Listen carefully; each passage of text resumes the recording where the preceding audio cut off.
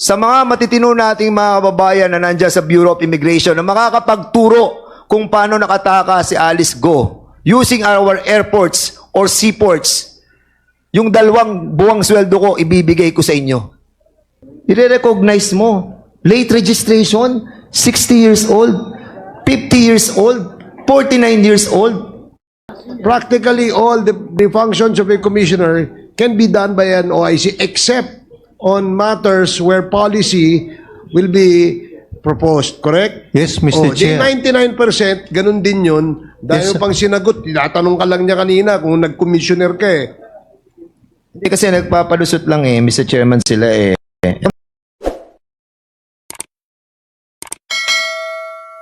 I approved the recommendation to approve. And then we submitted the approved recommendation for the approval of the Board of Commissioners. Ang tanong ko sa iyo, Attorney Ledesma, all of these 332 foreigners, do they have AEP, Alien Employment Permit? Mr. Chair, please, according to the records, they were charged under Section 37A7 because they were not properly documented and they did not have valid working visas and permits. Yes, correct.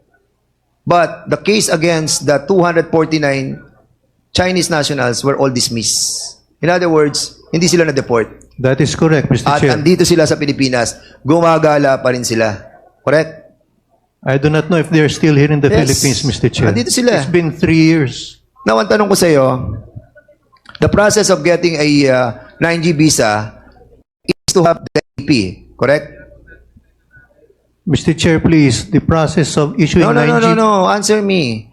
Ang sinasabi ko, the process of getting a 9G visa is to secure an AEP coming from the Department of Labor and Yes, Employment. Mr. Chair. Correct? Yes, Tama. Mr. Chair. That is Okay. the primary Ang tanong ko sa iyo, requirement. Attorney Ledesma, yung 249 na pinakawalan ninyo, meron ba silang AEP na galing sa DOLE? According to the records... and According to the records according o to the according to the report, DOLE?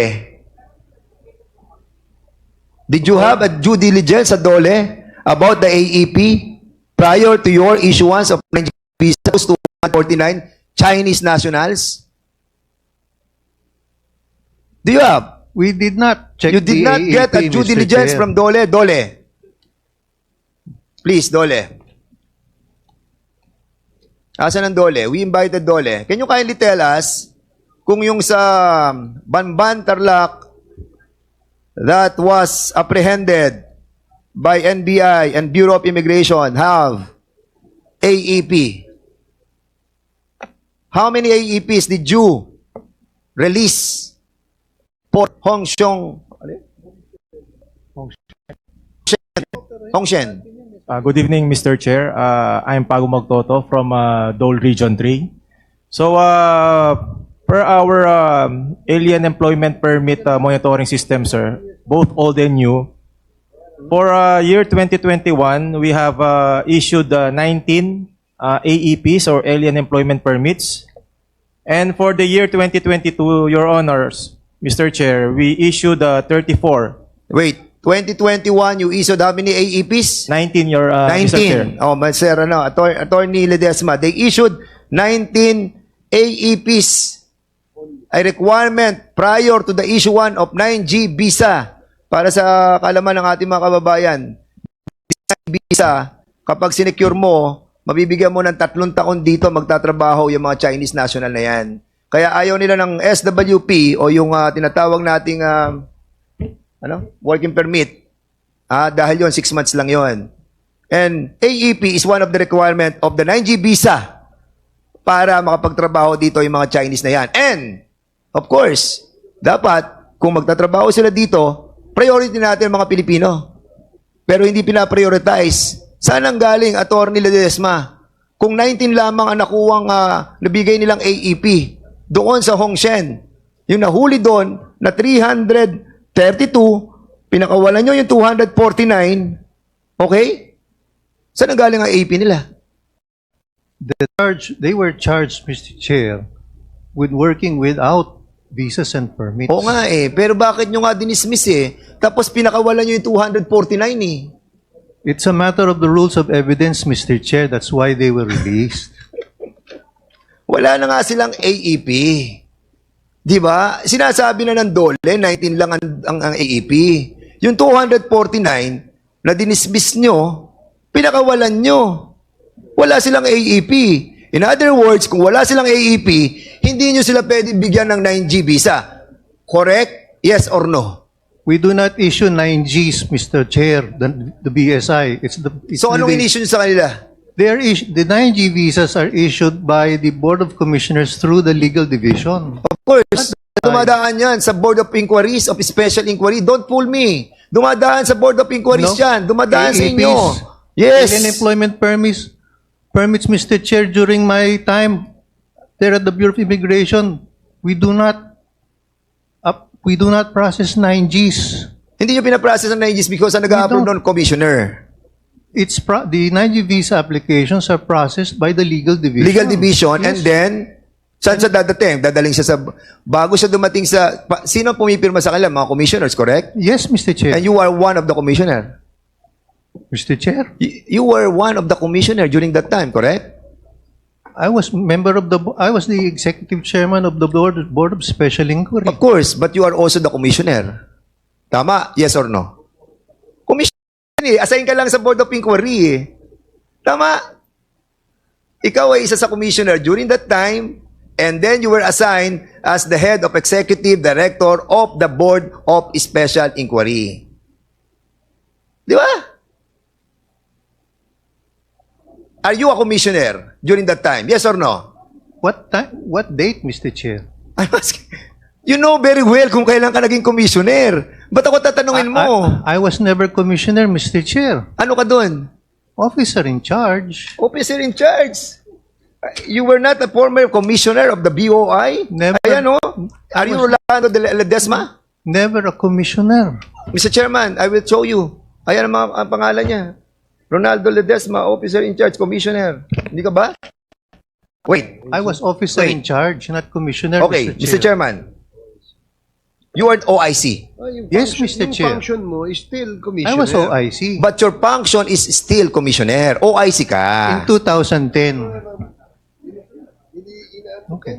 Alam mo, Attorney Ledesma, please, you were an OIC. I was an OIC, Mr. O yan. Chair. 2010. OIC commissioner. OIC lang ho ang nakalagay sa akin. Hindi Tama. commissioner. How many Chinese people have you recognized during your incumbency? Mr. Chair, I don't remember, Mr. Chair. Mr. Chair, Congressman Nakop, with the indulgence of Congressman Fernandez. ano bang diferensya ng OIC at saka OIC Commissioner? Mr. Ledesma, you answer the questions properly. Yes, Mr. Chair. The commissioner. And you wait acknowledgement of the chairman before you answer. I'm That's sorry, the Mr. rule. I'm sorry, Mr. Chair.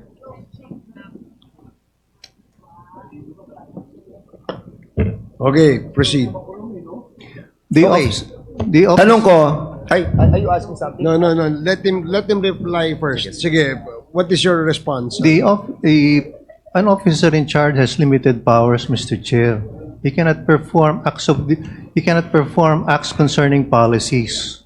He operates only on the basis of running the daily affairs of the office. But the commissioner can implement policies, serious policies and guidelines. At ang OIC, Mr. Chair, he often takes directions from the Secretary of Justice, while the Commissioner can exercise his discretion on Okay. important matters. Sige. What are the instances when there is a need to appoint an OIC?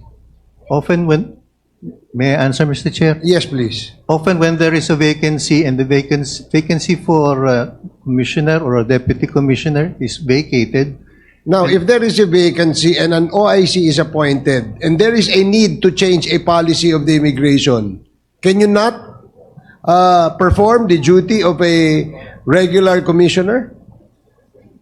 we have to seek the permission of the secretary, Mr. Chair. In fact, the orders, instructions have to be countersigned by the secretary.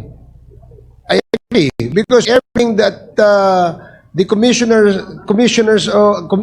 how many commissioners there are in the bureau? There is one commissioner and there are two deputy commissioners. Two deputy commissioners. Right now, there are three deputy commissioners, Mr. Chair. So in the event that a policy must be changed, who proposes changes in the policy? Is it the DOJ, the SOJ, or it should come from the commissioners or the members of the commission? It can be a proposal submitted by the board. It can be a proposal submitted by the commissioner, Mr. Chair. So in other words, pwedeng manggaling sa inyo. Pwede manggaling sa inyo. Sabi Yes, mo, Mr. pwede Chair. sa SOJ, pwede sa inyo eh. Di ba? Yes, Mr. Chair. Oh, ang tanong kasi sa iyo kanina ni Congressman Hernandez, were you ever appointed as a commissioner? Sabi mo no, OIC lang. You're trying to Yes. you're trying to give us an answer that you probably feel that cannot pinpoint to you that being or effectively performing the function of a commissioner. Yun din yun eh. Di ba? Yun din yun eh, di ba? Practically all the functions of a commissioner can be done by an OIC except on matters where policy will be proposed, correct? Yes, Mr. Di Chair. 99%, ganun din yun. Dahil Yes, pang sinagot, tinatanong ka lang niya kanina kung nag-commissioner ka eh. Hindi kasi nagpapalusot lang Mr. Chairman sila Alam mo, yung bago alam mo, nakakalungkot, yung pastillas gang na sinasabi nila. Napalitan niya ng pipino gang. Ano? Pipino. Mga peking Pilipino na pinalulusot nila. Yung mga peking AEP.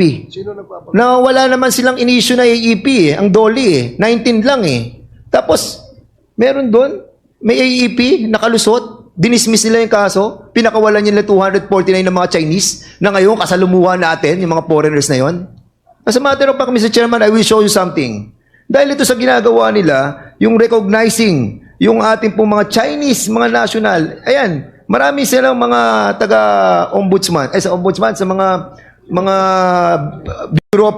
Bureau of Immigration, na mga empleyado nila, na sukang-sukang na nangyayari sa loob. Meron tinatawag silang Gucci gang sa loob. Meron silang tinatawag na pastillas gang at ang pinakamalaki ay ang Filipino gang.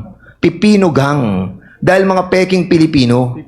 Mr. Chairman, pakita niyo yung yung nirecognize nilang mga, saka naman nakakita, Mr. Chairman, 60 years old. Nire-recognize mo. Late registration, 60 years old, 50 years old, 49 years old. Recognize. At ang sinasabi, Chinese father or mother, or ang mother ay Chinese, tapos Pilipina ang mother o kaya father. And then, kukuha ng birth certificate na late registration, makikita yung mga dyan, 60, 50, 49. Yung mga Chinese na yan, Mr. Chairman, 18 years old pa lamang, pwede na lang piliin kung ano sila, Pilipino o Chinese. During that time of being an 18-year-old, doon ka mamili kung sino ka, kung Pilipino ka o Chinese. Pero 60 years old, 49, ganito kakapal ang inaprubahan nyo. Isa pa lamang ang nakukuha ko. Saying that all these Chinese became Filipino. Kaya dumadami ang mga Chinese sa atin because of you. Mr. Chair, gusto ko lang pong tanungin si Atty. Ledesma, bakit naging OIC ka dahil walang commissioner? Yes, Mr. Chair. O ibig sabihin, ikaw ang commissioner.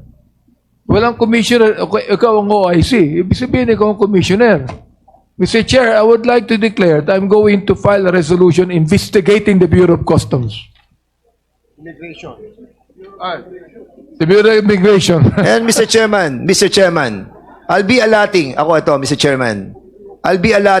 my 2-month salary here in Congress sa mga matitino nating mga kababayan na nandiyan sa Bureau of Immigration na makakapagturo kung paano nakataka si Alice Go using our airports or seaports. Yung 2 buwang sweldo ko, ibibigay ko sa inyo. Help us. This Quadcom is serious. in cleaning our government. Join us, Mr. Chairman. The chair, kayo na mo bibigay. Hindi, sa makakapagturo kung paano nakataas. I'm pretty sure, Mr. Chairman, because I have checked the CAAP. Ang CAAP, meron silang mga biyahe papunta ng Kota Kinabalu, papunta ng Singapore, na galing sa Clark, galing sa Subic, galing sa Palawan, walang passenger. And they know the ports. They know the seaports. They handle the division of checking those flights going out and going in. Maluluwag ang mga seaports natin. Maluluwag ang mga airports natin. And our people, hindi lahat sa immigration, thank you to all those immigration officers and employees who are faithful to their duty. But, those who are bad eggs, sorry, pero magkalaban tayo. Linisin natin ang gobyerno, tulungan ninyo ako, 2 buwan na sweldo ko, ibibigay ko sa makakapagturo kung paano nakatakas si Alice Go with the help of our immigration officers. Mr. Chairman, maraming salamat po.